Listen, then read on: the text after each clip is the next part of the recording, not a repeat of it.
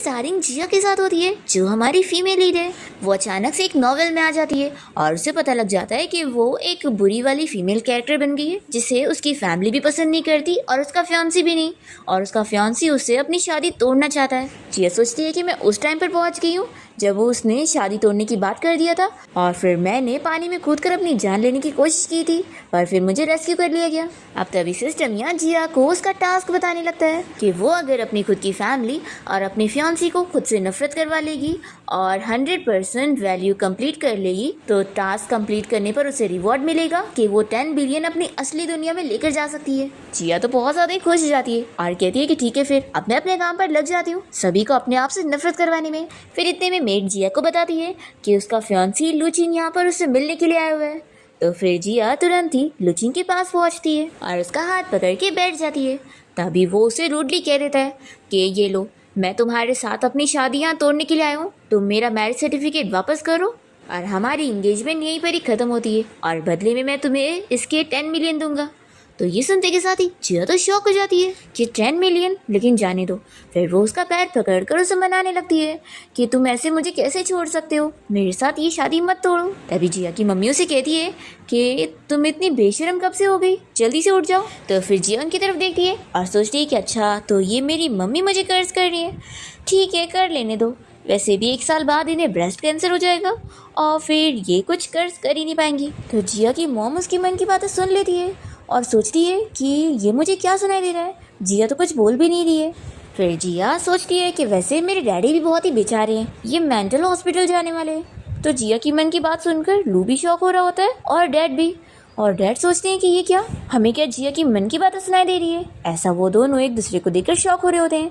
फिर इतने में सिस्टम जिया को बताने लगता है कि उसे जो अपनी नफरत की वैल्यू बढ़ानी है, वो अब पहले 89 थी और अब 1% और बढ़ गई तो 90 हो चुका है। फिर जिया जल्दी से वापस से लू के पास बैठ जाती है और उसे हिलाते हुए कहने लगती है कि तुम आखिर 10 मिलियन देकर मेरे प्यार की बेइज्जती कैसे कर सकते हो। और वो मन में सोचती है कि मेरे लिए पैसे के आगे मैन की कोई वैल्यू नहीं है। तो वो इसकी मन की बातें सुन लेता है और कहता है कि तुम ये क्या बोल रही हो। जिया कहती है कि मैं कह रही हूँ कि मुझे पैसे ही नहीं चाहिए, मुझे सिर्फ तुम चाहिए हो। ऐसा बोलते हुए वो उसे फिंगर से टच करने लगती है और सोचती है कि इसके मसल्स कितने अच्छे हैं, मुझे इसे पिंच करने का दिल कर रहा है। तभी इसकी मन की बातें सुनकर जिया के मॉम डैड को शर्म आ रही होती है और तभी जिया सोचती है कि आखिर ये कुछ बोल क्यों नहीं रहा है, इसे यहाँ पर साफ साफ कह देना चाहिए ना कि ये मुझे नहीं बल्कि अपनी गर्लफ्रेंड रैन को चाहता है। फिर वो जल्दी से अपनी मॉम के पास जाती है और वो उन्हें मनाने लगती है कि आप प्लीज़ लू को मेरे लिए प्लीज़ करो ना, कि वो मेरे साथ अपनी इंगेजमेंट ना तोड़े, मैं दोबारा ऐसे मरने का नाटक करके धमकी नहीं दूंगी। तो जिया के डैड कहते हैं कि फिक्र मत करो, हम तुम्हारे लिए इससे अच्छा मैन ढूंढेंगे। तो जिया फिर से लू से कहने लगती है कि देखो प्लीज़ मेरे साथ अपनी शादी मत तोड़ो। तो फिर वो बोलता है कि तुम डायरेक्टली मुझे बताओ कि तुम्हें क्या चाहिए, मैं तुम्हारे साथ शादी तोड़ने के लिए तुम्हें कुछ भी देने के लिए तैयार हूँ। तो ये सोचती है कि आखिर ये इतना अच्छा थोड़ी ना हो सकता है, ज़रूर कुछ तो इसकी चालाकी है। अगर वो 10 मिलियन के साथ साथ मैं इससे और भी कुछ मांगूंगी तो ये पक्का मुझे लालची समझेगा, और फिर क्या पता ये मुझे 10 मिलियन भी ना दे, फिर तो मेरा लॉस हो जाएगा। और वैसे मुझे इससे अपने आप को नफरत करवाना है, तो इसका सिर्फ एक ही ऑप्शन है कि मुझे इसके पास और चिपकना पड़ेगा। तो फिर ये जल्द से जल्द मेरे साथ अपनी शादी कैंसिल करेगा। फिर वो उसे कहती है कि मुझे पैसे नहीं चाहिए, मुझे सिर्फ तुम चाहिए हो। और फिर ये बोलते हुए वो उसे अच्छे से देखने लगती है और सोचती है कि मुझे तो उस रैन से बहुत ही जेलसी हो रही है, जिसे रोज़ इसके मसल्स और बाइसेप्स टच करने को मिलता होगा, लेकिन अगर मुझे बस इसका बट ही टच करने को मिल जाए तो फिर मेरे लिए इतना ही काफ़ी है। तो लू और जिया के मॉम डैड इसकी मन की बातें सुन लेते हैं और फिर लू तो बहुत ही गुस्सा होने लग जाता है। तभी जल्दी से मॉम डैड बहाना करते हैं कि खाने का टाइम हो गया है, तो चलो लंच कर लेते हैं। तो जिया सोचती है कि ये क्या, यहाँ पर शादी टूटने की बात चल रही है और इन लोगों को खाने की पड़ी है। तभी लू कह देता है कि ठीक है, तुम्हें मुझसे शादी नहीं तोड़नी है ना, तो ठीक है, हम नहीं तोड़ते हैं। तो ये सुनकर वो शॉक हो जाती है और कहती है कि तुम क्या बोल रहे हो। तो लू कहता है कि क्या हुआ, तुम दुखी हो गई। तो ये कहती है कि नहीं नहीं, मैं तो बहुत ज़्यादा ही खुश हूँ। फिर लू जिया के मॉम डैड से कह देता है कि अंकल आंटी मैं यहाँ पर खाना नहीं खाऊंगा, मैंने अपने फ्रेंड्स के साथ अपॉइंटमेंट फिक्स किया हूँ, तो मैं जा रहा हूँ उनसे मिलने। ऐसा बोलकर वो चला जाता है। फिर जिया सोचती है कि क्या चल रहा है, मेरी तो शादी इसके साथ टूटने वाली थी ना। तभी इतने में जिया की मॉम उसे डांटने लगती है कि तुम ये सब हरकतें करके मुझे बस गुस्सा दिलाती रहती हो, कहीं मेरा ब्लड प्रेशर बढ़ ना गया हो। तो फिर उसके डैड जिया की मॉम को ब्लड प्रेशर चेक करवाने के लिए लेकर जाते हैं। और फिर जिया यहाँ सोचती है कि वैसे शादी नहीं टूटी तो क्या हुआ, कम से कम मैंने सबको अपने आप से नफरत करवाने में कामयाब हुई हूँ, तो ये मेरे लिए कॉन्ग्रेचुलेशन वाली बात है। और फिर जिया सिस्टम को आवाज़ देने लगती है और कहती है कि तुम जल्दी से मेरी परसेंट की वैल्यू बताओ कि मैंने ज़रूर अच्छा खासा परसेंट तो कर ही ली होंगी, अब बस थोड़ा सा बचा होगा 10 बिलियन जीतने के लिए। तो सिस्टम उसे बताता है कि वो बार बार परसेंट नहीं चेक कर सकती है, अगर उसने अभी एक बार चेक कर ली तो फिर वो बस एक ही लास्ट बार चेक कर पाएगी, जो कि 6 महीने के बाद का टाइम है। तो जिया कहती है कि 6 महीने तो बहुत ज़्यादा टाइम हो गया, मैं तो 1 महीने में ये टास्क कंप्लीट कर लूँगी, ये मेरे लिए बहुत ही आसान है। तो फिर सिस्टम उसे अभी का परसेंट बता देता है कि अभी 94 है। फिर तो जिया बहुत ज़्यादा खुश हो जाती है कि अब तो मुझे सिर्फ 6% की ज़रूरत है, फिर मेरा गोल कंप्लीट हो जाएगा, और वो इसी खुशी में नाचने लगती है। तो मेड उसे देखकर खुश हो जाती है कि उसने पहली बार जिया को इतना खुश देखी है। तो वो उसका वीडियो बनाती है और सोचती है कि घर में मैं सभी को ये दिखाऊंगी तो सभी लोग खुश हो जाएंगे। और फिर इसके बाद मेड जिया के भाई को उसका वीडियो सेंड कर देती है, जो कि यहाँ पे लूक के साथ लंच कर रहा होता है, और हमें पता लगता है कि जिया का भाई हान लूक का फ्रेंड है। वो उसे इस वीडियो को दिखाते हुए कहने लगता है कि आखिर उसने जिया के साथ अपनी शादी क्यों नहीं तोड़ा, और अब तो रैन भी अब्रॉड से वापस आ रही है, तो तू उसे क्या एक्सप्लेन करने वाला है। या जिया तो इतनी खुश हो गई है तेरे साथ शादी ना टूटने की वजह से। तो फिर लू अपने दोनों फ्रेंड से इस बारे में क्लियर करता है कि वो रैन की वजह से थोड़ी नई शादी तोड़ना चाह रहा था। फिर लू का दूसरा फ्रेंड उससे पूछता है कि फिर आखिर उसने ये शादी क्यों नहीं तोड़ा। तो लू जिया की बातें याद करने लगता है, जो वो उसके मसल्स की तारीफें अपने मन में सोच रही थी। फिर लू के फ्रेंड को रैन की कॉल आती है कि वो अब्रॉड से वापस आ गई है और एयरपोर्ट पहुंच चुकी है, और रैन चाह रही होती है कि लू भी वहाँ पर उसे पिक करने आए, पर लू वहाँ जाने के लिए मना कर देता है। तो उसका फ्रेंड अकेला ही उसे पिक करने निकल जाता है, और तभी इतने में हान को इस बारे में भी पता लग जाता है कि जिया ने मॉम को गुस्सा दिला दी थी, तो अभी मॉम को बहुत ही पेन हो रहा है। तो हान को बहुत गुस्सा आती है और वो लू से इस बारे में बताते हुए कहता है कि मैं जा रहा हूँ घर पे उस लड़की को सबक सिखाने। फिर हम देखते हैं कि जिया के मॉम डैड हॉस्पिटल से घर आ जाते हैं। तो जिया उनसे पूछती है कि मॉम डैड क्या आप लोग डिनर नहीं करेंगे। तो फिर वो लोग कहते हैं कि नहीं। तो जिया सोचती है कि वैसे ये लोग मुझे इतना अच्छा खाने पीने को दे रहे हैं और हर महीने 1 लाख पॉकेट मनी भी दे रहे हैं, तो मैं कम से कम अपने डैड के लिए एक अच्छा मेंटल हॉस्पिटल चुनूंगी। तो जिया की मन की बातें सुनकर डैड और मॉम दोनों ही शॉक हो जाते हैं, और फिर डैड जिया से कह देते हैं कि कल मैं तुम्हें तुम्हारा ब्रेन का चेकअप करवाने के लिए लेकर चलूँगा, और वो लोग अपने रूम में चले जाते हैं। तभी इतने में घर पे जिया का भाई हान आ जाता है और उसे चिल्लाने लगता है कि आखिर तुम डिस्गस्टिंग हरकतें करना कब बंद करोगी। देखो मुझे बताओ कि आखिर तुमने ऐसा क्या करी जो मॉम को इतना गुस्सा आ गया। तो फिर ये हान को कुछ नहीं बताती और मन में उसकी बुराई करने लगती है। तो फिर ये शौक हो जाता है कि ये कुछ बोल भी नहीं रही है, तो मुझे इसकी मन की बात कैसे सुनाई दे रही है, क्या इसके पास कोई रिकॉर्डर है। फिर वो उसे हिलाने लगता है। तो जिया उसे बताती है कि मैंने बस लू को शादी तोड़ने के लिए बोली थी और वो मान गया।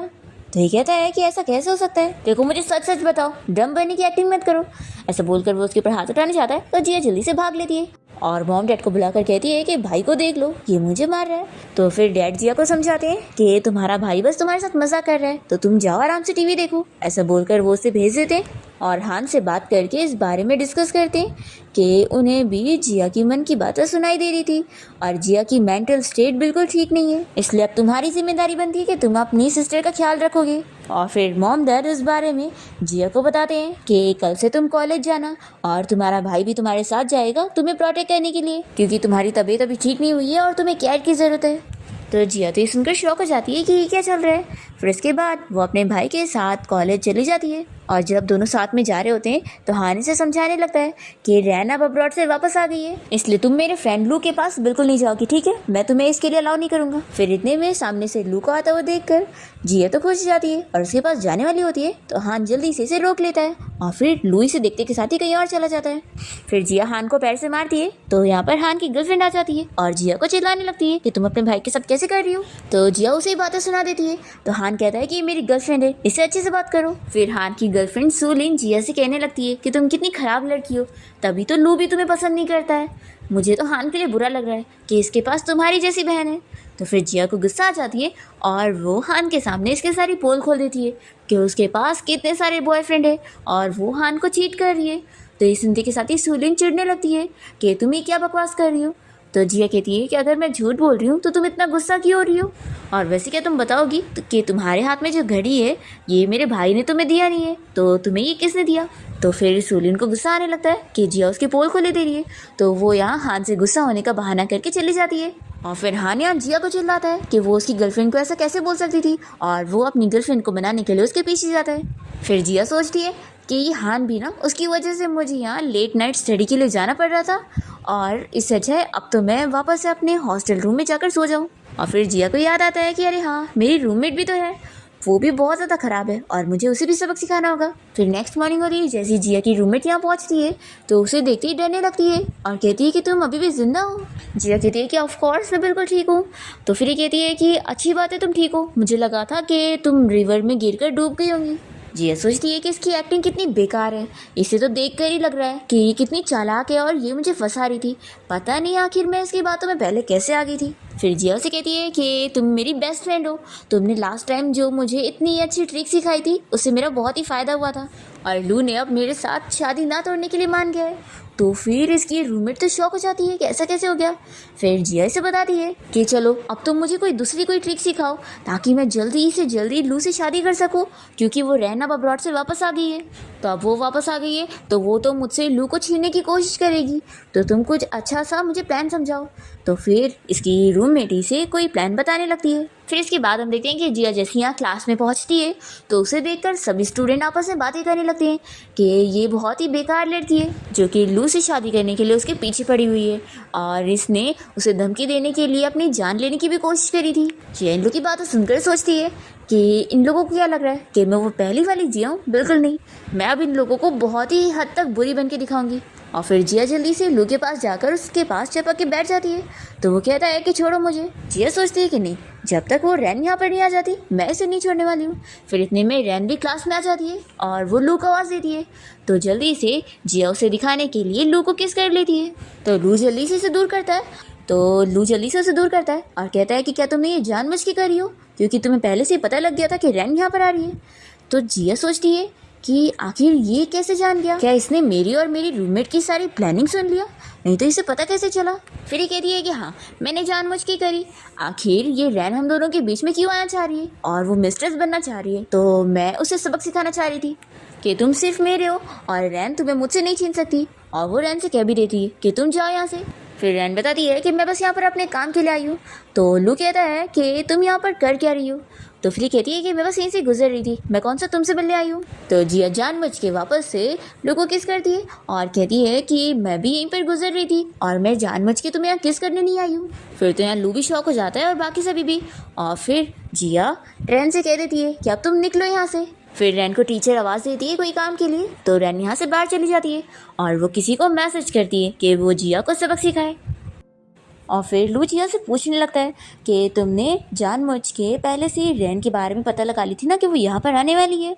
तो जिया कहती है कि ऑफ कोर्स, क्योंकि वो तुम्हारे पीछे पड़ी हुई है। और ये मन में सोचती है कि अब तो मैं इसकी फर्स्ट लव रैन के पीछे पड़ी हुई हूँ, तो इसे तो मुझ पर और भी ज़्यादा गुस्सा आ रहा होगा और ये मुझसे और नफरत कर रहा होगा।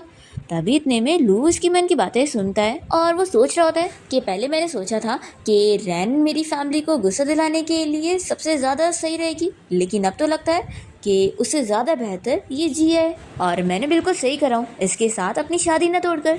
तभी इतने में जिया के पास उसका भाई आ जाता है और कहने लगता है कि तुम क्या कोई अच्छी लड़की बनने का एक्टिंग भी नहीं कर सकती हो, कैसे बिहेव कर रही हो। तो जिया कहती है कि नहीं बन सकती और फिर से वो जल्दी से लू का हाथ पकड़ लेती है। तो इस बार तो लू पहले ही उसका मुंह बंद कर देता है। फिर तभी इतने में जिया को कुछ याद आता है और वो तुरंत ही यहाँ से जाने के लिए निकलती है और लू को कहते हुए जाती है कि वो अगली बार कुछ और इंटरेस्टिंग करेगी उसके साथ, ऐसा बोलकर वो भाग जाती है। फिर जब वो यहाँ अपने रूम में आती है तो उसकी रूममेट उससे कहती है कि आखिर तुमने अपनी मनमर्जी की चीज़ें क्यों करी। तो जिया कहती है कि मुझे लू को किस करने का बहुत दिल कर रहा था तो मैंने कर ली। और फिर जिया अपनी इस रूममेट के हाथ में इतना महंगा पर्स देखकर उससे पूछती है कि तुम्हारे पास ये लिमिटेड एडिशन वाला बैग कैसे आया। तो फिर ये कहती है कि अरे वो मेरी किसी फ्रेंड ने मुझे गिफ्ट करी थी और जिया भी मुझे घर जाना है और अगर मेरे डैड ने ये बैग देख लिए ना तो फिर तो वो मुझे बहुत ही डांटेंगे और फिर मुझे मारेंगे भी। तो क्या तुम मेरे साथ मेरे घर चल सकती हो, अगर तुम चलोगी तो फिर मेरे डैड से मैं बच जाऊंगी। तो इस जिया इसके साथ चलने के लिए मान जाती है और वो मन में सोचती है कि मार तो तुम खाओगी और तुम मुझे फंसाने का सोच रही हो, तुम खुद ही फंसोगी। फिर वो उसके साथ उसके डैड के घर पे आती है और देखती है कि कैसे यहाँ पर वो इतने ड्रंक बैठे होते हैं और जिया की रूममेट जल्दी से अपने डैड को बताने लगती है कि ये डैड देखो जियांग फैमिली की डॉटर यहाँ पर आई है, ये तो इतनी अमीर है ना कि डैड जो भी इसे शादी करेगा वो बहुत ही खुश नसीब होगा। ऐसा वो जानबूझ के अपने डैड को सुना रही होती है कि जिया कितनी अमीर है। और फिर वो जिया से कहती है कि मैं ना तुम्हारे लिए बाहर से चाय लेकर आती हूँ। ऐसा बोलकर वो चली जाती है और जिया सोचती है कि सच में इसे तो जल्दी ही नहीं हो रही है, ठीक है अब ये वापस आएगी तो इसे मेरी तरफ से बहुत ही अच्छा गिफ्ट मिलेगा। और फिर जिया की इस रूममेट के यहाँ से जाते ही ये ड्रंक आदमी जिया के नजदीक आ रहा होता है। तभी वो जल्दी से अपने बैग में से बहुत सारे पैसे निकाल कर उन्हें दे देती है कि अंकल ये मेरी तरफ से आपके लिए गिफ्ट है।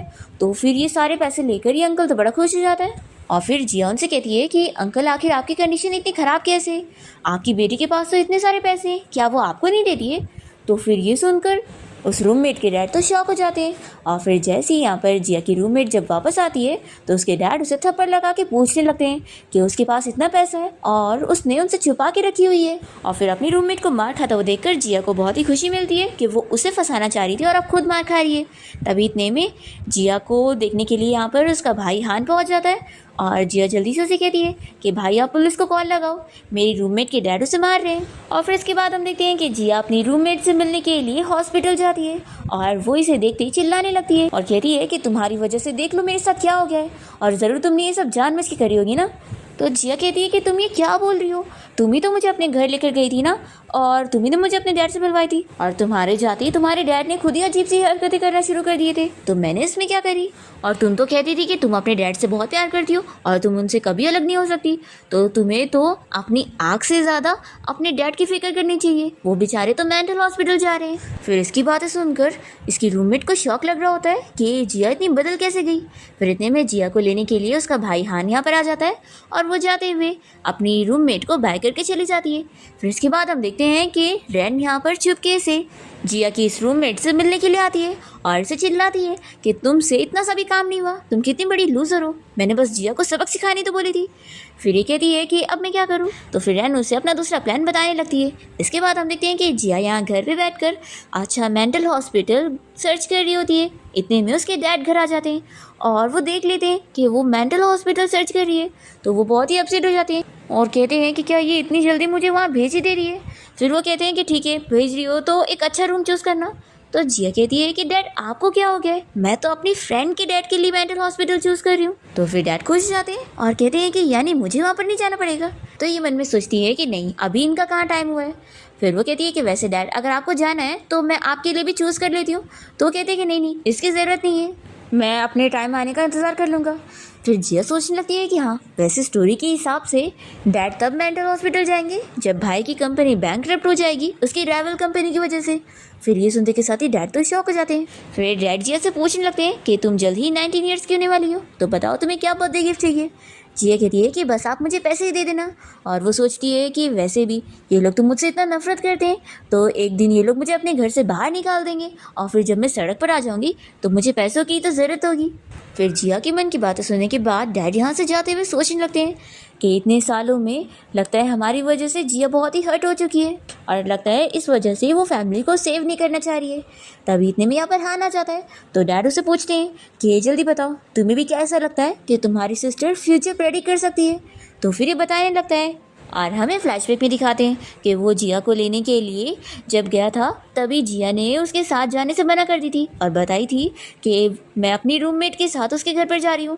और तभी वो मन में सोचती है कि अभी मैं इस रूममेट के साथ उसके घर पे जाऊँगी और इसका डैड मुझे वहाँ हैरेस करने की कोशिश करेगा और यही तो इसका प्लान है, पर मैं इस रूममेट को अच्छा सबक सिखाने वाली हूँ। हान जब जिया की मन की बातें सुनता है तो वो उसे कहता है कि मैं तुम्हारे साथ चलता हूँ, पर वो उसे साफ मना कर देती है और कहती है कि मुझे फॉलो मत करना और अपनी रूममेट के साथ चली जाती है। पर हान को जिया की फिक्र होती है इसलिए वो उसे लेने के लिए फिर जाता है। अब यहाँ फ्लैशबैक खत्म होता है और हान ये सारी चीज़ें अपने डैड को जब बता देता है तो वो उसे कहते हैं कि ये तो तुम्हारी सिस्टर के लिए बिल्कुल सेफ़ नहीं है, इसलिए अब ये तुम्हारी जिम्मेदारी है कि तुम अपनी सिस्टर को प्रोटेक्ट करोगे और हाँ कोशिश करना ये पता लगाने की कि क्या उसके मन की बातें सब सच हो रही है। फिर इसके बाद जिया जब कैंटीन में लंच करने गई होती है तो इसके साथ उसका भाई हान भी होता है। तो वो कहती है कि भाई क्या आप मेरे साथ ही घूमते रहोगे।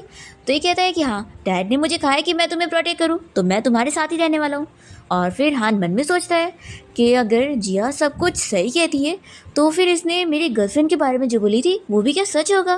फिर वो इससे पूछता है कि तुम सुलिन के बारे में क्या सोचती हो।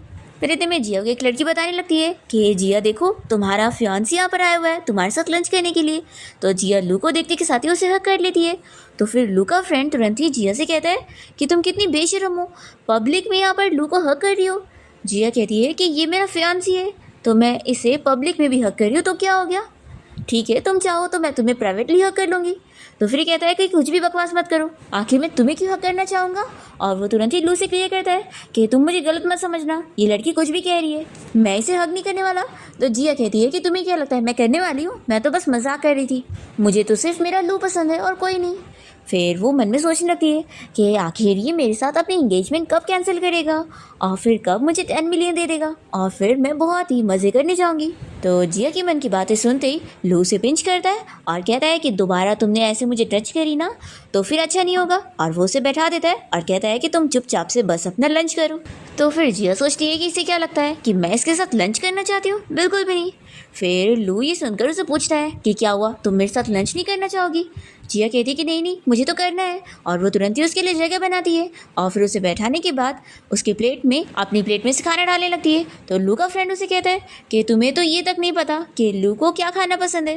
तो जिया सोचती है कि वैसे भी मुझे पता कैसे होगा, और वैसे भी इस कोल्ड बंदे की चॉइस कितनी ख़राब है, इतना टेस्टी चीज़ इसे पसंद नहीं। फिर वो लू का हाथ पकड़ के उसके फ्रेंड से कह देती है कि मैं जानबूझ के उसकी प्लेट में ये डिश डाल रही थी ताकि लू को पता लगे कि मुझे ये पसंद है और वो याद रखे। तो लू का फ्रेंड उसे समझाने लगता है कि रैन तो अब वापस आ गई है तो क्यों ना तो इस पागल लड़के के साथ ब्रेकअप कर ले। तो लू उसे कहता है कि क्या तुझे रैन पसंद है। तो जिया मन में सोचती है कि इसने ऐसे कैसा क्वेश्चन कर लिया, ऑफ कोर्स ये तो उसकी गॉडेस है। फिर जिया कहती है कि देखो तुम्हें रैन पसंद है तो तुम्हें जाकर उसे चेज करना चाहिए, ना कि मेरी और लू की रिलेशनशिप खराब करनी चाहिए। तो फिर लू का फ्रेंड इसे चिल्लाता है कि तुम कुछ भी मत बोलो और मेरे फ्रेंड और मेरे बीच की रिलेशनशिप को खराब मत करो। और लू का फ्रेंड तुरंत ही उसे क्लियर करता है कि रैन के बारे में मैं ऐसा कुछ भी नहीं सोच सकता, वो तो तेरी होने वाली गर्लफ्रेंड होनी चाहिए और मेरे लिए तो वो बस मेरी सिस्टर है। लू अपने फ्रेंड से कह देता है कि तुझे अगर रैन पसंद भी है तो मुझे इस बात से कोई प्रॉब्लम नहीं, क्योंकि रैन से मेरा कोई लेना देना नहीं है। ये सुनते के साथ ही लू का फ्रेंड उसे कहता है कि ये तो रैन के लिए बहुत ही अनफेयर होगा, वो अब्रॉड से वापस अपना काम छोड़कर तेरे लिए वापस आई है। तो लू कहता है कि वो मेरे लिए नहीं बल्कि अपने लिए वापस आई है, और तू भूल कैसे सकता है कि वो कैसे 30 मिलियन का चेक लेकर मुझे छोड़कर चली गई थी, इसलिए उसकी साइड लेना बंद कर दे, मुझे तो उस रैन का नाम भी नहीं सुनना है। तो फिर लू के फ्रेंड को बहुत गुस्सा आ जाती है कि वो उसकी गॉडेस की बुराई कर रहा है, तो वो यहाँ से चला जाता है। फिर लू जिया के भाई हान से कह देता है कि तुम जाकर अपने डैड को इस बारे में बताओ कि तुम्हारी बहन का दिमाग ख़राब हो गया, तो वो जाकर इसका चेकअप करवा दे। ऐसा बोलकर लू यहाँ से चला जाता है। तो जिया को बहुत गुस्सा आती है कि ये बंदा कितना अनोइंग है, मुझे तो इसे मारने का दिल कर रहा है। फिर वो हान से कहती है कि तुम क्यों यहाँ बैठे हो, तुम क्यों अपने उस दोस्त के साथ जा क्यों नहीं रहे हो। तो हान कहता है कि वो तो बस मेरा फ्रेंड है और तुम मेरी सगी बहन हो, तो ऑफ कोर्स है कि मैं तुम्हारे साथ रहूँगा ना। तो जिया सुनकर सोचती है कि अरे वाह, मेरा भाई हान तो इतना ज़्यादा अच्छा हो गया, लेकिन अब मैं क्या ही कर सकती हूँ, इसके साथ तो आगे कितना बुरा होने वाला है। इसकी गर्लफ्रेंड की वजह से इसे HIV हो जाएगा और फिर ये एक दिन मर जाएगा और हम सभी को इस दुनिया से छोड़कर चला जाएगा। काश मैं इसे वार्न कर सकती कि ये अपनी उस गर्लफ्रेंड सूदिन से दूर रहे। फिर हाँ तो ये सारी चीज़ें सुनने के बाद शॉक हो जाता है कि उसे एड्स होने वाला है। फिर वो तुरंत ही जिया से कहता है कि तुम आखिर मेरी गर्लफ्रेंड सूलिन के बारे में क्या सोचती हो। तो जिया कहती है कि वो तो बहुत ही अच्छी लड़की है और वो सबसे बेस्ट है और मेरी सिस्टर इन लॉ बनने लायक है।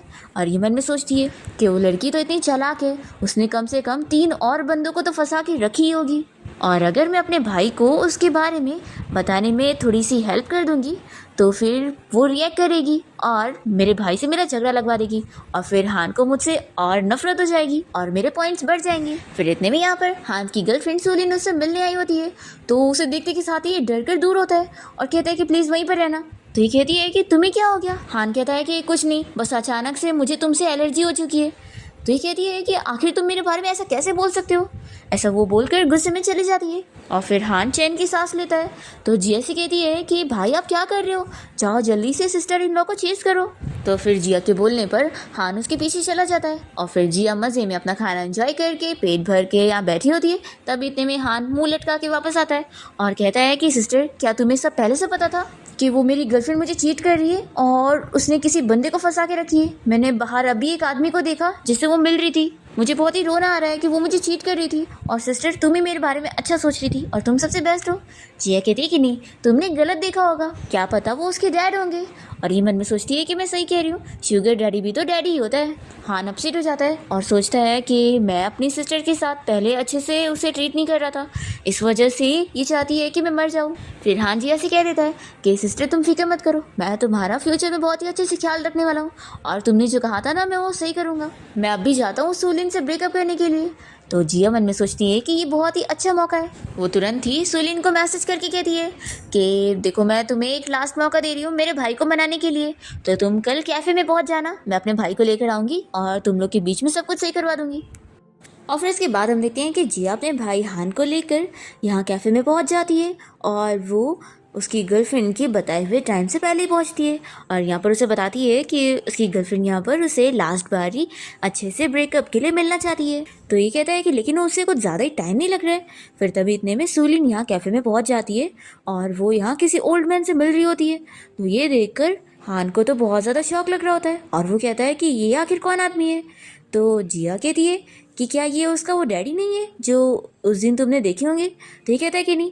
तो जिया कहती है कि फिर क्या पता उसने अपना डैडी बदल ली होगी।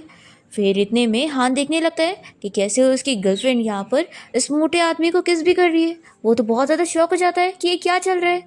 वो जिया से कहता है कि ये यहाँ पर मुझसे मिलने आने वाली थी ना मेरे साथ ब्रेकअप करने के लिए, तो ये सब क्या है। और फिर हम देखते हैं कि वो आदमी तो यहाँ से चला जाता है और फिर दूसरा एक और आदमी आता है और सुलिन उसके साथ भी वही सब कर रही होती है।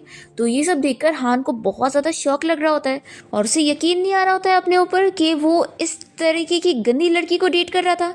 उसे उल्टी ऐसा आने लगता है। फिर वो देखता है कि सुलिन यहाँ से जा चुकी है और तभी वो एक और लड़की को लेकर वापस आ जाती है, तो वो और शौक हो जाता है। और जिया भी सोचती है कि सच में इसके तो कितने सारे यहाँ पर है। फिर गुस्से में हान अपनी गर्लफ्रेंड को सामने आकर चिल्लाने लगता है और कहता है कि पता नहीं मैं कितना बड़ा ब्लाइंड था जो मैं तुम जैसी लड़की को डेट कर रहा था, तुम यहाँ मुझे धोखा दे रही हो। तो फिर सुलिन जिया से कहती है कि आखिर तुमने मुझे धोखा क्यों दी, तुमने बोली थी कि तुम अपने भाई और मेरे बीच में सब कुछ सही करवाओगी। तो जिया कहती है कि मैंने ऐसा कुछ भी नहीं बोली। तो फिर सुलिन जल्दी से हान को मैसेज दिखा देती है कि जिया ने उसे यहाँ बुलाई थी और फिर वो जिया को बहुत ज़्यादा चिल्लाने लगती है कि तुम्हें मैं छोड़ूंगी नहीं। तभी हान जल्दी से जिया की साइड लेते हुए अपनी गर्लफ्रेंड को चिल्लाता है और कहता है कि अब बहुत हो गया, दोबारा मेरी सिस्टर को कुछ बोलना मत, और हाँ अब हमारा ब्रेकअप हो रहा है, निकल जाओ यहाँ से, और दोबारा अगर तुमने मेरी सिस्टर को परेशान करी तो मेरे से बुरा नहीं होगा। तो फिर ये सुलिन गुस्सा होकर चली जाती है और हान जिया को थैंक्स करने लगता है कि सिस्टर तुम बहुत ज़्यादा अच्छी हो, तुमने मेरी आंखें खोल दी, नहीं तो मेरे साथ क्या ही होता। जिया सोचती है कि सच में इसने मेरा सारा प्लान खराब कर दिया और अब यहाँ पर अच्छा बन रहा है, ये भी उस सुलिन के साथ यहाँ से निकल जाए तो बेहतर होगा। फिर हान कहने लगता है कि जिया मैं लू से मिलने जा रहा हूँ, तो क्या तुम भी चलोगी। तो फिर ये तो खुश हो जाती है और सोचती है कि चलो अब लू को ही गुस्सा दिला देती हूँ तो मेरा काम हो जाएगा। फिर ये लू के पास आकर उससे वापस ही फ्लर्टिंग वाली बातें कहने लगती है, पर लू तो गुस्सा होने लग जाता है और ये देखकर जिया का प्लान कामयाब हो गया है। और फिर जिया बहुत ज़्यादा खुश हो जाती है कि ये तो अच्छा खासा गुस्सा हो चुका है, अब मैं नेक्स्ट क्या करती हूँ, कल इसके साथ पार्टी में जाती हूँ और ड्रंक होने के बाद वहाँ पर बहुत सारे मेल मॉडल्स हायर कर लेती हूँ और फिर इसे और गुस्सा आ जाएगा। यही सब प्लानिंग करके जिया यहाँ से चली जाती है और हान और लू दोनों इसकी मन की बातें सुन चुके होते हैं और हान को शक हो जाता है कि लू को भी जिया की मन की बातें सुनाई दे रही है। तो वो सोचता है कि मुझे इसका टेस्ट करना पड़ेगा। फिर वो लू को एक पार्टी में इनवाइट करता है। फिर नेक्स्ट मॉर्निंग होते ही जिया को मैसेज आता है और इसे पता लगता है कि रैन शूटिंग के लिए गई है और वहाँ पर लू भी क्या हुआ है। तो ये सोचती है कि ये अच्छा मौका है। फिर ये भी वहाँ पर पहुँच जाती है और देखती है कि रैन यहाँ पर अपनी शूटिंग की तैयारी कर रही है और इसके साथ लू का फ्रेंड होता है जो उसकी केयर कर रहा होता है। तभी इतने में लू भी यहाँ पहुँच जाता है। तो जिया जानबूझ के रैन को बातें सुनाने लगती है और कहती है कि तुम जानबूझ के मेरे लू को यहाँ पर बुलाई हुई हो ना, तुम जानती हो वो मेरा फियांसी है, फिर भी तुम मेरे और उसके बीच में आ रही हो। तो फिर लू का फ्रेंड इसे चिल्लाने लगता है कि तुम कुछ भी बोल रही हो, लू को यहाँ पे रैन ने नहीं बल्कि मैंने बुलाया हुआ हूँ और तुम रैन के बारे में ये सब नहीं बोल सकती। तभी इतने में यहाँ पर एक लेडी आ जाती है और वो रैन का नाम लेते हुए उसे चिल्लाने लगती है और पूछती है कि वो रैन कहाँ पर है जो कि मेरे हस्बैंड को सेड्यूस कर रही है और उसके पीछे पड़ी हुई है। जिया कहती है कि आखिर यहाँ पर कौन आया है, पहले रैन को मैं सबक सिखाऊंगी उसके बाद तुम लेना। तो फिर ये लेडी कहती है कि क्या तुम रैन की हेल्प कर रही हो, और वो उसे ढकेल देती है। तभी जल्दी से लू जिया को गिरने से बचाता है, और फिर जिया इस लेडी से कहती है कि आप जिस रैन को ढूंढ रही हो ना वो सामने खड़ी है। और फिर ये लेडी रैन को चिल्लाने लगती है कि तुम कितनी बेकार लड़की हो, तुम मेरे हस्बैंड के साथ कल ड्रिंक करने गई थी और उसके बहाने से सेड्यूस कर रही थी, तुम जैसी लड़की को मैं बहुत जानती हूँ। तो फिर रैन कहने लगती है कि वो बस मेरा क्लाइंट था, और हाँ मेरे पास पहले से ही कोई है जिसे मैं पसंद करती हूँ, और मैं उसके साथ ही घर गई थी और तुम्हारे हस्बैंड के साथ नहीं थी मैं। तो जल्दी से जिया लू का हाथ पकड़ते हुए कहने लगती है कि तुम किसकी बात कर रही हो, हाँ लू तो मेरे साथ था। और फिर लू भी जिया के साथ मिलकर उसका साथ दे रहा होता है। तो लू का फ्रेंड उसे कहने लगता है कि आखिर तुम ये क्या कर रहे हो, तुम्हें रैन की साइड लेनी चाहिए, क्या तुम मेरे साथ भी अपनी फ्रेंडशिप तोड़ना चाहते हो। तो लू कह देता है कि रैन से पहले मेरे लिए मेरी फियांसी है और मैं उसका साथ दूंगा, वो मेरे लिए इंपॉर्टेंट है और मुझे अपनी फियांसी के लिए रिस्पॉन्सिबल होना है। तो जिया ही सुनकर शौक होती है कि ये क्या चल रहा है, इसे तो मुझसे गुस्सा होना चाहिए और ये मेरी साइड कैसे लेने लग गया, इसे तो जल्दी से मेरे साथ अपनी एंगेजमेंट तोड़नी चाहिए। फिर जिया सिस्टम से बात करती है कि ये क्या चल रहा है, इसे तो मेरे साथ अपनी एंगेजमेंट तोड़नी चाहिए थी ना। तो सिस्टम कहती है कि अगर ये नहीं कर रहा है तो तुम खुद ये बात निकाल लो। तो फिर जिया को ये आइडिया पसंद आता है और वो तुरंत ही कहने लग जाती है कि आखिर ये चल क्या रहा है, तुम दोनों मेरे पीठ पीछे मुझे चीट कर रहे हो, तभी तो तुम दोनों के बीच में इतना ज़्यादा प्यार है और लगता है मैं तुम लोग के प्यार के बीच में आ रही हूँ। ठीक है फिर लू, मैं तुम्हारे साथ अपनी एंगेजमेंट तोड़ रही हूँ और कल ही मैं अपनी फैमिली को लेकर तुम्हारे घर पे जाऊंगी तुम्हारे साथ अपनी शादी तोड़ने के लिए। ऐसा बोलकर वो चली जाती है। फिर लू भी यहाँ से जाने लगता है और वो सोचता है कि क्या कल वो आएगी, ये सोचता है कि नहीं ऐसा वो नहीं आ सकती है।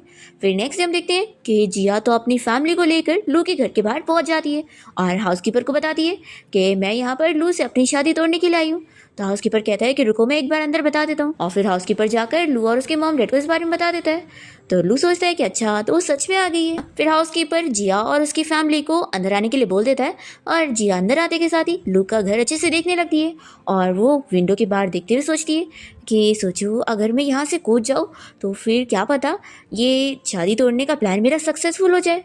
तो अभी इसकी मन की बातें सुनकर इसके मॉम डैड भाई और लू चारों ही इसे रोकने लगते हैं कि कूदने की सोचना भी मत। तो जिया कहती है कि आखिर आप लोगों को किसने कहा कि मैं नदी में कूदने वाली हूँ, और ये मन में सोचती है कि आखिर क्या इन लोगों को मेरी मन की बातें सुनाई दे गई, इनको कैसे पता चला। तो फिर हान उसके पास जाकर कहता है कि तुम मेरी सिस्टर हो और तुम्हारी पागलपंती मैं हमेशा जान लेता हूँ, तो फिर मुझे इसलिए पता लग गया।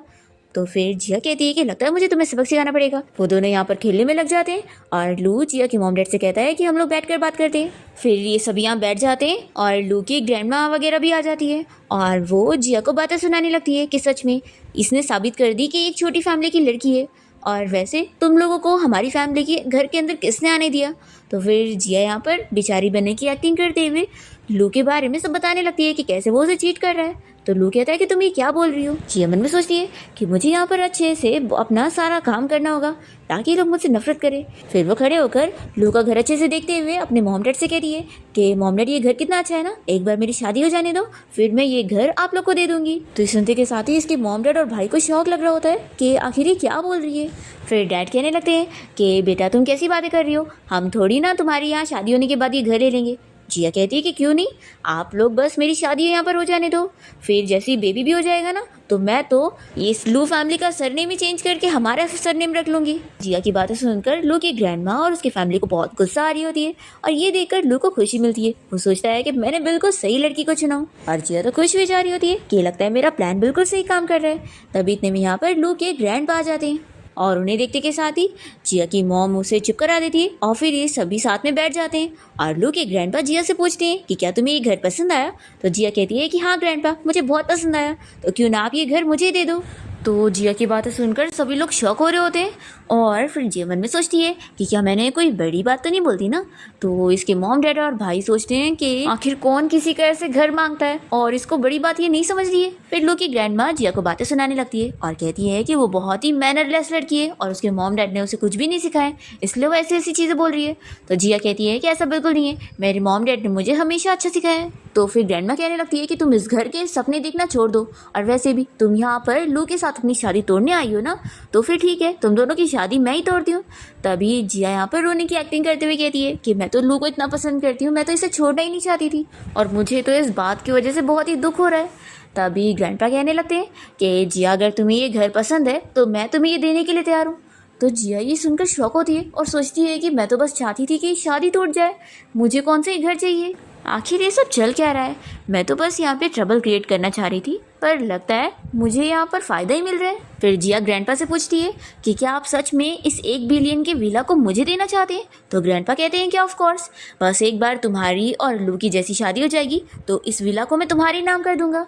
फिर जिया कहने लगती है कि लेकिन लू तो किसी और को लाइक करता है, तो मैं आखिर उसे अनहैप्पी कैसे देख सकती हूँ? मैं उसकी विश पूरी करना चाहूँगी। फिर लू की ग्रैंडमा यहाँ पर उसके ग्रैंडपा को समझाने लगती है कि तुम ये क्या कह रहे हो, इतना महंगा घर इसे देने की बात कर रहे हो और लू की शादी इससे करवाने की बात कर रहे हो। तुम्हें पता है ना, लू तो इसे पसंद भी नहीं करता है और वो तो रैन को पसंद करता था। तो फिर ग्रैंडपा लू से कहते हैं कि तुम्हें याद है ना कि कैसे वो रैन 30 मिलियन का चेक लेकर तुम्हें छोड़कर चली गई थी और उसे तुम्हारी बिल्कुल भी परवाह नहीं थी। तो फिर लू कहता है कि ग्रैंडपा प्लीज़ आप पुरानी चीज़ों को मेंशन मत करो। जिया सोचती है कि हाँ, अब पुरानी चीज़ों की वजह से इसे और अपसेटिंग लग रहा होगा। फिर जिया के डैड ग्रैंडपा से बात करने लगते हैं कि अब बच्चे एक दूसरे से शादी करना ही नहीं चाहते, तो हमें इस शादी को यहीं पर ही ख़त्म कर देना चाहिए। फिर ग्रैंडपा बताने लगते हैं कि पहले मैंने रैन को 30 मिलियन का चेक दिया था तुम्हें छोड़कर जाने के लिए, लेकिन जिया को मैंने पर्सनली तुमसे शादी करने के लिए सिलेक्ट करा था। तो अगर तुम इसे अपनी शादी तोड़ना चाहते हो तो कोई बात नहीं, लेकिन कम से कम डिसेंट तरीके से ये चीज़ होगी और मैं इसे कंपनसेशन के तौर पे 1 बिलियन का चेक दूंगा। जिया मन में सोचती है कि वाओ 1 बिलियन, ये तो कितने ज़्यादा है, और ये गरीब बंदा मुझसे शादी तोड़ने के लिए बस 10 मिलियन दे रहा था। और यहाँ ग्रैंडपा तो सबसे बेस्ट है। पर फिर ग्रैंडपा लू से इस बार फिर कंफर्म करने के लिए पूछते हैं कि क्या तुम सच में ये शादी तोड़ना चाहते हो? जिया मन में सोचती है कि हाँ प्लीज़ हाँ बोल दो और मुझे परेशान करना बंद करो। तो फिर बहुत ही मुश्किलों से लू हाँ बोल देता है और जिया खुश हो जाती है। फिर ग्रैंडपा इस बारे में जिया से भी पूछते हैं कि क्या तुम भी ये शादी तोड़ना चाहती हो? तो फिर जिया एक्टिंग करते हुए कहती है कि मैं तो लू को बहुत ही पसंद करती हूँ, लेकिन मुझे उसकी खुशी के लिए उसे छोड़नी होगा। तो ग्रैंडपा कहते हैं कि यानी तुम इसे नहीं छोड़ना चाहती हो ना, तो फिर ठीक है, हम ये शादी नहीं तोड़ रहे हैं। तो जिया शॉक हो जाती है कि ग्रैंडपा समझ ही नहीं पाए। यहाँ पर लू तो खुश हो जाता है और फिर लू की ग्रैंडमा ग्रैंडपा से कहने लगती है कि तुम ये क्या कह रहे हो, लू ने यहाँ पर शादी के लिए मना कर दिया तो भी क्यों हाँ बोल रहे हो? तो ग्रैंडपा कहते हैं कि दोनों बच्चों ने शादी तोड़ने की बात नहीं करे, सिर्फ लू ने बोला है तो क्या हुआ, जिया ने तो नहीं बोली है। फिर ग्रैंडपा जिया से कहते हैं कि एक काम करते हैं, मैं तुम लोग को 3 महीने का टाइम देता हूँ, तुम लोग उसमें एक दूसरे के साथ रहने का ट्राई करो और अगर फिर भी एक दूसरे के साथ नहीं जमेगी तो फिर ये शादी हम तोड़ देंगे। तो इस बात पर जिया के डैड भी एग्री कर लेते हैं और फिर ग्रैंडपा ये 1 बिलियन के चेक को जिया को दिलवा देते हैं और कहते हैं कि चाहे शादी टूटे या ना टूटे, ये पैसे अब से तुम्हारे ही हैं। और देखो, तुम यंग लोगों को अच्छे से एक दूसरे से बनानी चाहिए। तुम तो लू को इतना पसंद करती हो, तो जब तुम दोनों साथ रहोगे और ये जब तुम्हारी अच्छाई देखेगा ना तो ये भी तुम्हें पसंद करने लगेगा, तुम यकीन रखो। जिया सोचती है कि हाँ, इसे तो मेरे अंदर कुछ भी अच्छा नज़र नहीं आता है। फिर ग्रैंडपा कहते हैं कि अब मेरा सर दुख रहा है तो मैं रेस्ट करने जा रहा हूँ। फिर वो जाने लगते हैं और ग्रैंडमा सोच रही होती है कि मैं इन्हें मना के रहूँगी और इन लोग की शादी तोड़वा के रहूँगी। और जिया तो ये पैसों का चेक लेकर बड़ी खुश हो जाती है और सोचती है कि मुझे मैन मिले ना मिले, पैसे तो मेरे ही हैं। फिर लू के ग्रैंडपा उससे बात करने के लिए उसे स्टडी रूम में लेकर जाते हैं और उसे पूछते हैं कि तुम रैन को फिर लू के ग्रैंडपा उसे बात करने के लिए स्टडी रूम में लेकर जाते हैं और उसे पूछते हैं कि क्या तुम अभी भी रैन को भूल नहीं पाए हो? तो फिर लू अपने ग्रैंडपा को इस बारे में बता देता है कि एक्चुअली मैंने रैन को डेट करने के लिए इसलिए माना था क्योंकि उसने 3 साल पहले मेरी जान बचाई थी और उसने मुझसे प्रॉमिस करी थी कि बस मैं उसे डेट करने के लिए मान जाऊँ। तो फिर मैंने बस उसका कर्ज उतारने के लिए उसे हाँ बोल दिया। तो फिर ग्रैंडपा सुनकर शॉक होते हैं और कहते हैं कि तुमने बस इस वजह से उसे हाँ बोल दिए थे, तुम क्या पागल हो? तो ये कहता है कि ग्रैंडपा, आप ही ने तो मुझे सिखाया ना कि मुझे लू फैमिली का वारिस बनने के लिए अपने सारे प्रॉमिस पूरे करने होंगे और मेरे अंदर बहुत सारी अच्छी अच्छी क्वालिटीज़ होनी चाहिए, तो मैं तो फैमिली के रूल्स ही मान रहा हूँ। तो फिर ग्रैंडपा कहते हैं कि अच्छा, तो तुम फैमिली के रूल्स की वजह से परेशान थे और फैमिली को सबक सिखाने के लिए उस रैन का यूज़ कर रहे थे। देखो, मैं तुम्हें बता दूं कि रैन को जब मैंने 30 मिलियन का चेक दिया था कि वो तुम्हें छोड़कर चली जाए तो वो चली गई थी, तो इसका ये मतलब है कि उसे तुम्हारी बिल्कुल नहीं पड़ी है। दूसरी तरफ हम यहाँ पर जिया को देखते हैं जो कि यहाँ से जाने के बाद चेक को देखकर इतनी खुश हो रही होती है और सिस्टम से पूछने लगती है कि क्या मैं इस 10 मिलियन को अपने असली दुनिया में लेकर जा सकती हूँ? तो सिस्टम उसे हाँ बोलती है। तो फिर जिया तो बहुत खुश हो जाती है। और फिर दूसरी तरफ हम रैन को देखते हैं, जिसे इस बारे में पता लग जाता है कि लू और जिया की शादी टूटी ही नहीं। फिर ये बहुत ही गुस्सा होती है और जिया की उसी रूममेट को फिर से मैसेज करती है और उसे अपना नया प्लान बताती है। और फिर हम देखते हैं कि जिया की ये रूममेट उसे कॉल करके उसे कहती है कि क्या तुम मुझे हॉस्पिटल से डिस्चार्ज करवाने के लिए आओगी। तभी इतने में हान घर पर आया होता है और जिया को बताता है कि हमारे सिस्टर और ब्रदर घर पर आने वाले हैं। तो फिर जिया ही सुनते के साथ ही अपनी उस रूममेट को कॉल करके कह देती है कि ठीक है, मैं तुम्हें पिक करने के लिए आ रही हूँ। जब हान को ये पता लगता है तो वो इसे कहता है कि तुम तो जानती हो ना कि वो हमारे ब्रदर के पीछे पड़ी हुई है और ब्रदर उसे बहुत ही डरता है। तो जिया कहती है कि मेरी फ्रेंड हमारे ब्रदर की बहुत बड़ी फ़ैन है, तो उसमें क्या है। ऐसा बोलकर जिया यहाँ से जाने लगती है और उसकी मन की बातें सुनकर हान सोचता है कि मुझे भी इसके साथ जाना पड़ेगा, नहीं तो ये प्रॉब्लम में फंस जाएगी। फिर दोनों साथ में हॉस्पिटल पहुँचते हैं और जिया हान को अपनी फ्रेंड के डिस्चार्ज प्रोसीजर को पूरा करने के लिए भेज देती है। और तभी हम देखते हैं कि जिया की ये रूममेट उसे कोई ड्रग दे रही होती है ताकि वो लू को मिलाकर उसे दे दे और फिर वो उसके जान में फंस जाएगा। तो फिर जिया इसे ले लेती है और तभी हान बाहर से ये सब देख रहा होता है कि जिया कुछ नया प्लान कर रही है। फिर हम देखते हैं कि रात में जिया जब अपने घर में घूम रही होती है तभी इसे इसका दूसरा वाला भाई मिल जाता है जो कि अभी वापस आया है। और वो भी जिया की मन की बातें सुनकर शॉक हो जाता है और सोचता है कि मॉम डैड और भाई ने मुझे सही बताया था कि हमारी सिस्टर की मन की बातें हमें सुनाई देती है। फिर ये भी जिया की सारी मन की बातें सुनकर समझ जाता है कि वो क्या प्लान कर रही है। फिर वो उसी ड्रग के बारे में किसी को कॉल करके पता लगाने के लिए बोलता है कि ये है क्या। और फिर हम देखते हैं कि जिया यहाँ पर लू को भी घर पर बुलाई होती है और वो अपने भाई और लू दोनों के लिए ग्लास में इसी मेडिसिन को मिलाकर दे रही होती है। और तभी हम देखते हैं कि ये सब देखने के लिए जिया के मॉम डैड भी घर पर आ चुके होते हैं और उसका भाई हान भी और उसकी सिस्टर भी, जो कि हॉस्टल में पढ़ी थी और अब घर आ गई है। और इन सभी को जिया की सारी बातें सुनाई दे रही होती है कि वो यहाँ पर ये सारी मेडिसिन मिलाते हुए क्या बातें कर रही है। हम देखते हैं कि लू यहाँ बैठा होता है और वो भी जिया की बातें सुनते हुए सोचता है कि जिया की फैमिली को लग रहा है कि सिर्फ वो ही उसकी बातें सुन पा रहे हैं, लेकिन मैं भी हूँ जो उसकी बातें सुन सकता हूँ, उन लोग को पता भी नहीं है। जिया के प्लान के हिसाब से उसकी रूममेट यहाँ पर ये सब देखने के लिए पहुँचती है और उसके पीछे पीछे रैन भी आई होती है। और फिर हम देखते हैं कि जिया इस मेडिसिन को मिलाने के बाद चाय लाकर अपने भाई और लू दोनों को दे देती है और लू का भाई सब सोच रहा होता है कि ये इतने खुलेआम हमें ड्रग दे रही है। फिर जिया का भाई यहाँ पर पीने से पहले सोचता है कि मैं इसे बाद में एक्सपोज करूँगा और वो पी लेता है। और ये देखकर हान यहाँ पर शॉक हो रहा होता है कि भाई कितना ब्रेव है। फिर लू नहीं पी रहा होता है तो जिया कहती है कि मेरे भाई ने तो पी लिया, अब तुम भी पी लो, और वो उसे ज़बरदस्ती पिला देती है। तो ये ऊपर से लोग देखकर बहुत ही शॉक हो रहे होते हैं। फिर जिया इन लोग से कहती है कि तुम लोग आपस में बातें करो और वो चली जाती है। तभी जिया का भाई लू से कहता है कि मैं अपना मुंह धोकर आता हूँ और वो भी चला जाता है। तो लू कहता है कि ठीक है, मुझे भी जाना है। दूसरी तरफ हम देखते हैं कि जिया की रूममेट के पास उसके डैड पहुंच जाते हैं और वो उसे थप्पड़ लगाने लगते हैं। तो रैन तो डर के यहाँ से भाग जाती है और जिया ये सब देखकर सोचती है कि अरे वाह, प्लॉट में और ट्विस्ट आ गया है। और फिर वो यहाँ से चली जाती है और इसकी रूममेट के डैड उसे मार मार के उससे पैसे ले लेते हैं। फिर जिया जैसे घर पहुँचती है तो लू को रोकती है और कहती है कि तुम तो यहाँ घर पे मेरे साथ अपनी रिलेशनशिप और डेवलप करने आए थे ना, तो भाग क्या रहे हो। लू मन में सोचता है कि आखिर इसने मुझे वो ड्रग दी क्यों है। फिर वो इसे पीछे छुड़ाकर जाने की कोशिश करता है तो जिया उसे जाने नहीं देती और उसे पुश करके उसे किस करने लग जाती है। ऊपर से उसके मॉम डैड भाई और सिस्टर सब देख रहे होते हैं और वो लोग काफ़ी शर्मा रहे होते हैं। जिया यहाँ पर लू का शर्ट भी खोलने लगती है और कहती है कि चलो मैं तुम्हारी हेल्प कर देती हूँ।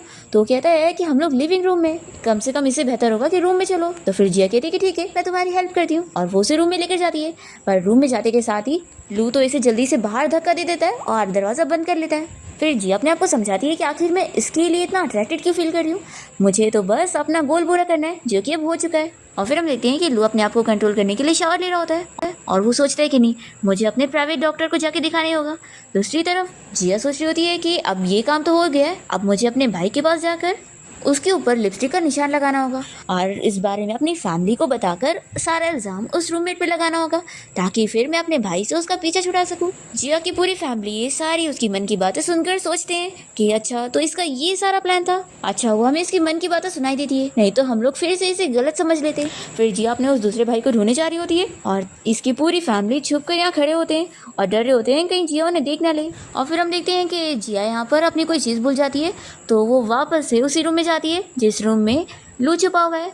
जैसे वो डोर खोलती है तो लू यहाँ से बाहर ही निकलने वाला होता है और वो और जिया एक दूसरे से टकरा जाते हैं और फिर लू अपने आप को कंट्रोल नहीं कर पाता और वो और जिया साथ नाइट स्पेंड कर लेते हैं।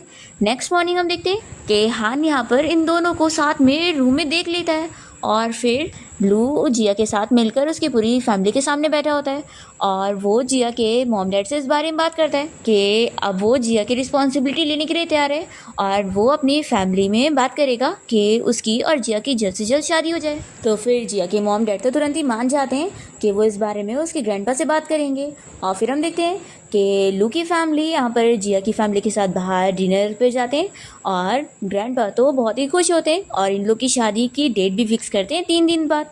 तो पूरी फैमिली शॉक हो जाते हैं कि इतनी जल्दी शादी। जिया कहती है कि ग्रैंडपा ये कुछ ज़्यादा जल्दी नहीं है। तो ग्रैंडपा कहते हैं कि नहीं, मैंने मास्टर से डेट निकाला और ये बहुत ही अच्छी डेट है। फिर हम देखते हैं कि ग्रैंडपा तो जिया और लू की एंगेजमेंट को पब्लिकली अनाउंस भी करते हैं और वो यहाँ पर बहुत सारे गेस्ट को भी बुलाए होते हैं। और फिर हम देखते हैं कि पार्टी में जिया की मॉम की कोई फ्रेंड आई होती है उनसे मिलने के लिए और जिया को स्टोरी के हिसाब से पता होता है कि ये उसकी मॉम को रास्ते से हटाना चाहती है और उसकी स्टेप मदर बनना चाहती है। जिया की मॉम ये सारी बातें सुन लेती है तो फिर वो अपनी फ्रेंड से दूर होने लगती है। तभी ये फ्रेंड यहाँ पर गुस्से में जिया की मॉम को चाकू मार देती है उन्हें रास्ते से हटाने के लिए और जिया की मॉम के पास उनकी पूरी फैमिली आ जाती है उन्हें उठाने के लिए। और तभी मौका देखकर रेन जिया को पानी में ढकेल देती है और फिर जिया यहाँ पानी में डूबने लगती है। तभी सिस्टम उसे कहता है कि स्टोरी का प्लॉट पूरा ही चेंज हो गया था और अब उसने इस मिशन को कंप्लीट कर लिए क्योंकि उसकी पूरी फैमिली उसे पसंद कर रहे हैं। तो फिर जिया कहती है कि क्या फिर अब मैं यहाँ इस दुनिया से जा सकती हूँ। तो सिस्टम उसे हाँ कहती है। तभी इतने में लू यहाँ फिसल जाता है और उसके सर में चोट लग जाती है और वो पानी में बेहोश हो जाता है। तो जिया उसकी केयर करने लगती है और कहती है कि तुम्हें ऐसे कुछ भी नहीं होना चाहिए। तभी इतने में लू को होश आ जाता है और वो जिया को किस कर लेता है। और तभी हम देखते हैं कि जिया की फैमिली यहाँ पर उसकी मॉम को जल्दी से हॉस्पिटल के लिए लेकर जाते हैं इस लेडी की। और तभी यहाँ पर इस लेडी का हस्बैंड आ जाता है और वो उसे चिल्लाने लगता है कि वो अब उसे छोड़ेगा नहीं। फिर जिया और लू पानी से बाहर आ जाते हैं और सिस्टम जिया को बताने लगती है कि अगर वो चाहे तो वो इस दुनिया में रहने का भी सोच सकती है, उसके पास दूसरा ऑप्शन है। तभी इतने में लू जिया को पीछे से हक करने लगता है और उसे रोकने लग जाता है। तो जिया कहती है कि नहीं, मैं यहाँ नहीं रुकूंगी, अगर मैं रुक गई तो फिर मुझे 10 मिलियन कौन देगा। तो लू कहता है कि मैं दूंगा और मैं अपने सारे शेयर्स भी तुम्हें ही दे दूंगा। तो फिर जिया तो तुरंत ही मान जाती है कि ठीक है, मैं नहीं जाने वाली हूँ। फिर इसके बाद ये लोग सभी जिया की मॉम से मिलने के लिए हॉस्पिटल गए होते हैं और जिया की मॉम अब बिल्कुल सेफ होती है और वो इन लोगों से कहती है कि अब मैं ठीक हूँ, मेरी फिक्र मत करो। तभी जिया यहाँ पर इन सभी से पूछ लेती है कि वो लोग आखिर उसकी क्या मन की बातें सुनते हैं। तो वो सभी यहाँ पर मान लेते हैं कि हाँ। फिर जिया कहती है कि तभी तो आप लोग को सारी चीज़ें पता लग जाया करती थी। फिर इसके बाद हम देखते हैं कि जिया और लू साथ में घर जाने के बाद अच्छा टाइम स्पेंड करते हैं और फिर सिस्टम जिया को फिर से बताने लगता है कि एक्चुअली में सिस्टम में बग आ गया था और उसकी सारी मन की बातें बाकी लोगों को सुनाई दे रही थी जबकि ये तो उसकी पावर थी। तो जिया कहती है कि सच में। फिर सिस्टम उसे पूछती है कि क्या तुम हमेशा के लिए इसी दुनिया में रहना चाहोगी। तो जिया पूछती है कि क्या मैं यहाँ हमेशा भी रह सकती हूँ। सिस्टम उसे हाँ बोलती है। तो फिर जिया कहती है कि ठीक है, फिर मैं तो यहीं पर रहना चाहूँगी, ये दुनिया ज़्यादा मज़ेदार है और वैसे भी रियल वाली दुनिया में तो मैं तो एक ऑर्फन हूँ, मेरी कोई फैमिली नहीं है, तो अच्छा रहेगा कि मैं यहाँ पे रहूँ। यहाँ पे मेरा लवर भी है, मेरी फैमिली भी है, मैं खुश रहूँगी। और फिर इसी के साथ ही इस ड्रामा की हैप्पी एंडिंग यहाँ पर हो जाती है।